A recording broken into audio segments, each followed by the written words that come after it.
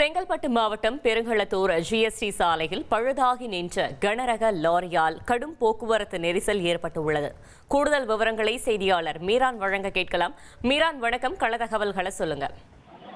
வணக்கம். சென்னை தாம்பரம் அருகே இருக்கின்ற வண்டலூர் கண்டிகை பகுதியில் இருக்கின்ற ஒரு கல்குவாரியிலிருந்து கனரக லாரி மூலம் திருநீர்மலை இருக்கின்ற கிரஷருக்கு கருங்கற்களை ஏற்றிக் கொண்டு லாரியானது வந்து கொண்டிருந்தது. பெருங்குளத்தூர் கடந்து 0.2 என்று அழைக்கப்படும் இரும்புலிர் மேம்பாலம் பகுதியில் வரும் பொழுது அந்த கனரக லாரி பழுதடைந்து நகர முடியாமல் அதே இடத்தில் நின்றது.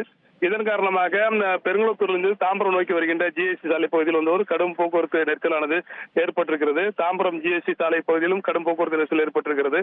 பழுதாகி நின்ற அந்த கனரக லாரியை கிரேன் உதவியுடன் அப்புறப்படுத்தும் பணியில் தற்போது போக்குவரத்து போலீசார் ஈடுபட்டிருக்கிறார்கள்.